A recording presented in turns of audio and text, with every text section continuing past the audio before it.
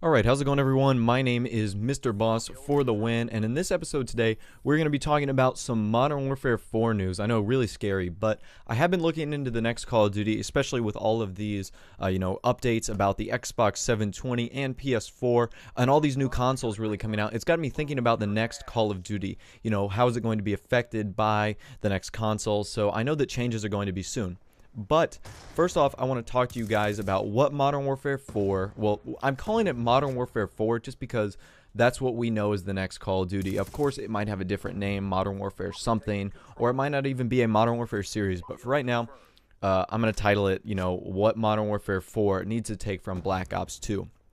So, I thought Black Ops 2 was a really good Call of Duty. Do I think it's the best Call of Duty? No, but I think it was probably the best one since the Call of Duty 4, World at War, Modern Warfare 2 era. So, that is definitely saying something considering in between years, it's, 2 years between each Call of Duty produced by a specific developer. And you'll notice that regarding to Modern Warfare 3, they didn't take a lot from Modern Warfare 2. Same thing with Black Ops. Black Ops 2 didn't take a whole lot from Black Ops 1. It's kind of designed around its own system and new ideas. So without further ado, let's get started. Obviously things that aren't going to happen. We're not going to see zombies in Black Ops, in Modern Warfare 2. That's something owned by Treyarch. Any Infinity Ward game is never going to be able to implement a thing like zombies. They might be able to do a different kind of horde mode as long as they get rid of the copyrights on something like that. But as for now, they're not going to be seeing zombies in the future. So let's start with the campaign. The first thing I want to see coming back, customizable loadouts and weapon unlocks. So this is one of my favorite aspects of Black Ops 2. Being able to change things up during the campaign. Let's say I wanted stun grenades rather than flashes, I could be able to do that. Especially in the Black Ops 2 campaign. Whenever you played in the future, you got these horrible hand grenades that would attach to your wrist. And I didn't like that, so I was like, all right, let me swap out a frag. Or if I wanted to be nostalgic and, go along with, an AK-47 instead of a modern futuristic weapon, that is something you could do as well. So definitely something that I really liked because, it just added value. And I guess more importantly, the replayability of the game, which is what I'll get onto in my next topic. So the next one is story choices. So I wasn't super crazy about having multiple endings, but I did like the idea of being able to make choices throughout a campaign. It made Call of Duty more of an RPG style game where it was kind of bound to that first-person shooters genre for such a long time. Now, the choices you were able to make were awesome, whether to shoot Harper or not, shoot Mason in the flashback missions, all those things came into consideration when you came to the Black Ops 2 campaign, which I thought was very nice.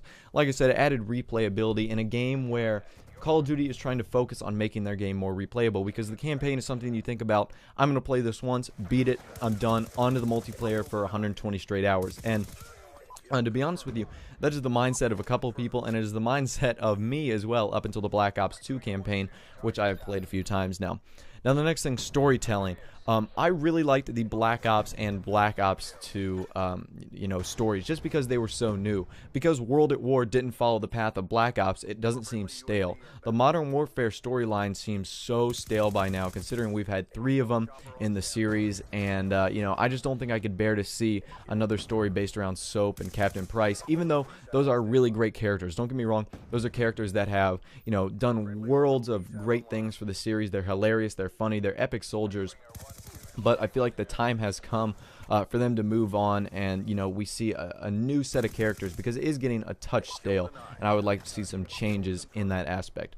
But the real reason you guys are here, multiplayer, why I think they should, what ideas I think they should take along with them. The Pick 10 system. This is probably the best idea I've seen in any Call of Duty ever. It allows for so much customization. Everything was executed perfectly. The wild cards, everything works really well. The perk balance, because wild cards are so powerful, they make you take up 2 spots instead of 1. But Mr. Boss, they only cost 1 point. Yeah, but you can select the primary gunfighter wildcard, but why would you not select another attachment, which is going to cost you another point? So they made the wildcards cost, 1 wildcard is essentially a fifth of your allotted points, which I think is interesting. They made the perks very balanced. I like the idea of not having pro perks. It's something that I've always I hated really getting pro perks in the first Modern Warfare, Black Ops 2, or excuse me, Black Ops 1, Modern Warfare 2. Getting the pro perks were just kind of difficult. So I'm glad that we're seeing, a difference in both of those, because I wasn't super powerful or super into those as well. The next one, unique weapons. Things like the Slug KSG shotgun, the Executioner, the Chi-Com Burst SMG. It's always nice to see diversity in categories to keep them fresh when you need them. So up until Black Ops 2, we have seen some pretty mundane things. In the SMG class, we see the fast shooting SMGs, then we see the slow shooting SMGs, and that's about it. The assault rifles, we got a lot of automatics, maybe a 3-burst, maybe a single shot. The snipers, we're looking at semi-automatics and bolt actions, and the LMGs, just big boys running around with lots of ammo. Now, like I said, we see the Chi-Com, we see unique secondaries, we see a sniper rifle that has a faster zoom than others, but has less of a one-shot kill radius, which is very unique. We see snipers with all different types of scopes. We've got, assault rifles that can now be changed into 3-burst and fully automatic, when originally they are single-shot rifles, which I think is incredibly interesting and incredibly unique. So that's another thing to think about. The next one, and probably the last topic I want to get into, is weapon DLC. So I know a lot of you guys aren't fond on the idea of people who don't pay for the DLCs getting an extra weapon, but I think it is one of the greatest things that's come to Call of Duty. Not only is the Peacekeeper a really nice weapon, and I think it does a really good job for close range and long range, it's nice just to have a new weapon, because honestly, playing these new maps has been the most excited. And not to say I wasn't excited about Black Ops 2 in the past, but it made me really excited to play Black Ops 2. I'm like, oh, look at these new maps, look at these new guns, all this interesting stuff right here that we haven't seen before in any DLC. And of course, the zombie is the zombie mode, Die Rise, and the new zombie game mode, Turned, is really the whole thing that takes the cake.